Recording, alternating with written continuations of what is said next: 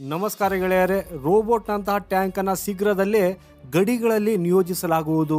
ಹೌದು ಗೆಳೆಯರೇ, ಕೆಲವು ದಿನಗಳ ಹಿಂದೆ ರಾಜಸ್ಥಾನದ ಪೋಖ್ರಾನ್ನಲ್ಲಿ ಕೆಲವು ಕೆನಾನ್ ಅಂದರೆ ಫಿರಂಗಿಯ ಪ್ರಯೋಗ ನಡೆದಿದೆ.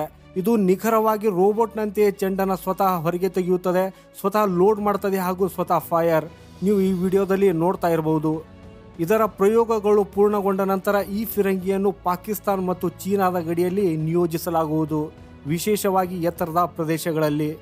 DRDO 155x52 AT AGS ಅನ್ನು ರಾಜಸ್ಥಾನದ ಪೋಖ್ರಾನ್ನಲ್ಲಿ BEMLನ ಶಸ್ತ್ರಸಜ್ಜಿತ ಟ್ರಕ್ನಲ್ಲಿ ಸ್ಥಾಪಿಸುವ ಮೂಲಕ ಕೆಲವು ದಿನಗಳ ಹಿಂದೆ ಅಂದರೆ ಕಳೆದ ವರ್ಷದ ಕೊನೆಯ ತಿಂಗಳಿನಲ್ಲಿ ಪರೀಕ್ಷಿಸಿದೆ. ಈ ಫಿರಂಗಿಯು ರೋಬೋಟ್ನಂತೆ ಕೆಲಸ ಮಾಡ್ತದೆ. ಮೊದಲಿನ ಸಮಯದಲ್ಲಿ ಒಂದು ಕೆನಾನನ್ನು ಲೋಡ್ ಮಾಡುವುದಕ್ಕೆ 6-8 ಜನ ಬೇಕಾಗ್ತಿದ್ರು. ಆದರೆ ಈಗ ಈ ಎಲ್ಲ ಕೆಲಸಗಳನ್ನು ಇದು ಸ್ವತಃ ತನ್ನಂತಾನೇ ಮಾಡಿಕೊಳ್ಳುತ್ತದೆ. ಇದರಲ್ಲಿ ಅಳವಡಿಸಲಾಗಿರುವ ರೋಬೋಟಿಕ್ ಆರ್ಮ್ ಸ್ವಯಂಚಾಲಿತವಾಗಿ ಶೆಲ್ಸ್ ಅನ್ನು ಹೊರಗೆ ತೆಗೆಯುತ್ತದೆ ಹಾಗೂ ಅವುಗಳನ್ನು ಕೆನಾನ್ನ ಬ್ಯಾರೆಲ್ಗೆ ಲೋಡ್ ಮಾಡುತ್ತದೆ. ಇದರ ನಂತರ ಫೈರಿಂಗ್ ಸಿಸ್ಟಮ್ ಕಾರ್ಯನಿರ್ವಹಿಸುತ್ತದೆ. ಈ ಸಂಪೂರ್ಣ ಕೆನಾನನ್ನು ಮೌಂಟೆಡ್ ಗನ್ ಸಿಸ್ಟಮ್ ಅಂತ ಕರೆಯಲಾಗ್ತದೆ.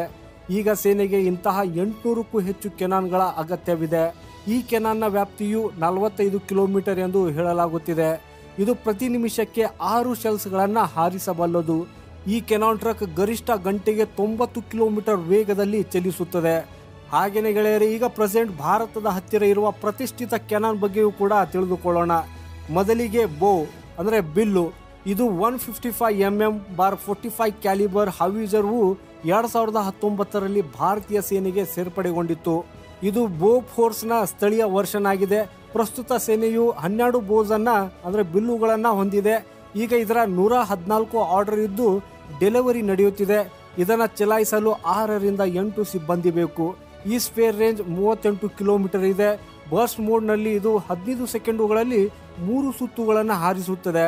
ಇಂಟೆನ್ಸ್ ಮೋಡಲ್ಲಿ 3 ನಿಮಿಷಗಳಲ್ಲಿ 15 ಸುತ್ತುಗಳು ಮತ್ತು ಸಸ್ಟೈನ್ ಮೋಡಲ್ಲಿ 60 ನಿಮಿಷಗಳಲ್ಲಿ 60 ಸುತ್ತುಗಳನ್ನು. ಎರಡನೆಯದಾಗಿ ಹೇಳೋದಾದರೆ M46 ಶಾರಂಗ್. ಈ ಫೀಲ್ಡ್ ಗನ್ನ 2 ರೂಪಾಂತರಗಳಿವೆ, 133mm ಮತ್ತು 155mm. ಭಾರತದಲ್ಲಿ ಇಂಥ 1100 ಬಂದೂಕುಗಳಿವೆ. ಇದು 3 ದರಗಳಲ್ಲಿ ಫೈರ್ ಮಾಡ್ತದೆ. ಸಾಮಾನ್ಯವಾಗಿ ನಿಮಿಷಕ್ಕೆ 6 ಸುತ್ತುಗಳು, ಬರ್ಸ್ಟ್ ಮೋಡಲ್ಲಿ 8 ಸುತ್ತುಗಳು ಮತ್ತು ಸಸ್ಟೈನ್ ಮೋಡಲ್ಲಿ 5 ಸುತ್ತುಗಳು. ಇದರ ಪ್ರಾಜೆಕ್ಟೈಲ್ ಗಂಟೆಗೆ ಸುಮಾರು 1 ಕಿಲೋಮೀಟರ್ ವೇಗದಲ್ಲಿ ಶತ್ರುಗಳ ಕಡೆಗೆ ಚಲಿಸುತ್ತದೆ ಹಾಗೂ ಇದರ ರೇಂಜ್ 27.5ರಿಂದ 38 ಕಿಲೋಮೀಟರ್ ಆಗಿದೆ. ಮೂರನೆಯದಾಗಿ ಹೇಳೋದಾದರೆ K9 ವಜ್ರಾಟಿ. 155mm ಸೆಲ್ಫ್ ಪ್ರೊಪಲ್ಡ್ ಆರ್ಟಿಲರಿಯ 100 ಕೆನಾನ್ ಅನ್ನು ಭಾರತೀಯ ಸೇನೆಯಲ್ಲಿ ನಿಯೋಜಿಸಲಾಗಿದೆ ಹಾಗೂ ಇನ್ನು 100 ಕೆನಾನ್ಗಳು ಬರಬಹುದು. ಶೆಲ್ಗಳ ರೇಂಜ್ 18ರಿಂದ 54 ಕಿಲೋಮೀಟರ್ ಇದೆ. ಇತ್ತೀಚೆಗೆ ಚೀನಾದೊಂದಿಗಿನ ಸಂಘರ್ಷದ ಸಮಯದಲ್ಲಿಯೂ ಇದನ್ನು ಬಳಸಲಾಯಿತು. ಇದು 48 ಶೆಲ್ಸ್ ಅನ್ನು ಸ್ಟೋರ್ ಮಾಡ್ತದೆ. ಆಪರೇಷನಲ್ ರೇಂಜ್ 360 ಕಿಲೋಮೀಟರ್ ಮತ್ತು ಮ್ಯಾಕ್ಸಿಮಮ್ ಸ್ಪೀಡ್ ಗಂಟೆಗೆ 67 ಕಿಲೋಮೀಟರ್ ಇದೆ. ನಾಲ್ಕನೆಯದಾಗಿ AT AGS ಅಡ್ವಾನ್ಸ್ಡ್ ಟೋರ್ಡ್ ಆರ್ಟಿಲರಿ ಗನ್ ಸಿಸ್ಟಮ್. ಈ 155M ಗನ್ನ ಮೊದಲ ಪರೀಕ್ಷೆ 2016ರಲ್ಲಿ ನಡೆಯಿತು ಹಾಗೂ ಸದ್ಯಕ್ಕೆ 307 ಟೆಂಡರನ್ನು ಮಾಡಲಾಗಿದೆ. ಇನ್ನು 400 ಕೆನಾನನ್ನು ಆರ್ಡರ್ ಮಾಡಬಹುದು. ಇದನ್ನು ಆಪರೇಟ್ ಮಾಡುವುದಕ್ಕೆ 6ರಿಂದ 8 ಜನರ ಅಗತ್ಯವಿದೆ. ಬರ್ಸ್ಟ್ ಮೋಡ್ನಲ್ಲಿ ಇದು 15 ಸೆಕೆಂಡ್ಗಳಲ್ಲಿ 3 ಸುತ್ತುಗಳನ್ನು ಹಾರಿಸುತ್ತದೆ. ಇಂಟೆನ್ಸಿಟಿಯಲ್ಲಿ ಇದು 3 ನಿಮಿಷಗಳಲ್ಲಿ 15 ಸುತ್ತುಗಳನ್ನು ಮತ್ತು 60 ನಿಮಿಷಗಳಲ್ಲಿ 60 ಸುತ್ತುಗಳನ್ನು ಸಹ ಹಾರಿಸುತ್ತದೆ. ಇದರ ಫೈರಿಂಗ್ ರೇಂಜ್ 48 ಕಿಲೋಮೀಟರ್ ಇದೆ ಹಾಗೂ ಇದನ್ನು 52 ಕಿಲೋಮೀಟರ್ವರೆಗೂ ಹೆಚ್ಚಿಸಬಹುದು. ಐದನೇದಾಗಿ ಹೇಳೋದಾದರೆ M777 ಹಾವಿಜರ್. ಭಾರತೀಯ ಸೇನೆಯು 145 M777 ಅನ್ನು ಹೊಂದಿದೆ. ಈ 155mm ಅಲ್ಟ್ರಾಲೈಟ್ ಹೋವಿಜರ್ ಅನ್ನು 8 ಜನರು ಆಪರೇಟ್ ಮಾಡ್ತಾರೆ. ಇದು ಕೇವಲ 1 ನಿಮಿಷದಲ್ಲಿ 7 ಸೆಲ್ಸ್ ಅನ್ನು ಹಾರಿಸುತ್ತದೆ.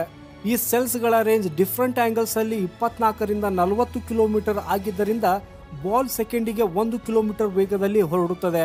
ಇದರ ತೂಕ 4200 kg, ಉದ್ದ 35 ಅಡಿ. ಇದರ ಕೊಳವೆಯ ಉದ್ದ 16.7 ಅಡಿ. ಇದರಿಂದ 6 ಪ್ರಕಾರದ ಶೆಲ್ಸ್ ಅನ್ನು ಹಾರಿಸಬಹುದು. ಕೊನೆಯದಾಗಿ ಹೇಳೋದಾದರೆ ಕಲ್ಯಾಣಿ ಗರುಡ. ಇದು 105mm/27 ಕ್ಯಾಲಿಬರ್ ಲೈಟ್ ಗನ್ ಆಗಿದೆ. ಇದನ್ನು ಯಾವುದೇ ಎತ್ತರದ ಸ್ಥಳಕ್ಕೆ ಕೊಂಡೊಯ್ಯಬಹುದು, ವಿಶೇಷವಾಗಿ ಸಿಕ್ಕಿಂ ಅಥವಾ ಅರುಣಾಚಲ ಪ್ರದೇಶದಲ್ಲಿ. ಇದರ ಟೆಸ್ಟಿಂಗ್ನು ನಡೆಯುತ್ತಿದ್ದು ಪ್ರಸ್ತುತ 2800ಕ್ಕೂ ಹೆಚ್ಚು ಶೆಲ್ಗಳನ್ನು ಹಾರಿಸಲಾಗಿದೆ ಹಾಗೂ ಇದನ್ನು ಸೇರಿಸಿಕೊಳ್ಳಲು ಇಂಡಿಯನ್ ಆರ್ಮಿ ಚಿಂತನೆ ನಡೆಸಿದೆ. ಸೊ ಗೆಳೆಯರೆ, ಈ ಮಾಹಿತಿ ಬಗ್ಗೆ ನಿಮ್ಮ ಅಭಿಪ್ರಾಯವನ್ನು ಕಮೆಂಟ್ ಮಾಡೋದ್ರ ಮೂಲಕ ನಮಗೆ ಸಪೋರ್ಟ್ ಮಾಡಿ. ಈ ಮಾಹಿತಿ ನಿಮಗೆ ಇಷ್ಟವಾದರೆ ಲೈಕ್ ಹಾಗೂ ನಿಮ್ಮ ಫ್ರೆಂಡ್ಸ್ ಹತ್ತಿರ ಶೇರ್ ಮಾಡಿ. ಚಾನೆಲನ್ನು ಇನ್ನು ಯಾರು ಸಬ್ಸ್ಕ್ರೈಬ್ ಮಾಡಿಲ್ಲ, ನಮ್ಮ ಚಾನೆಲನ್ನು ಸಬ್ಸ್ಕ್ರೈಬ್ ಮಾಡಿ. ಸಿಗೋಣ ಮುಂದಿನ ವಿಡಿಯೋದಲ್ಲಿ ಮತ್ತೊಂದು ಇಂಟ್ರೆಸ್ಟಿಂಗ್ ಮಾಹಿತಿಯೊಂದಿಗೆ. ನಮಸ್ಕಾರ.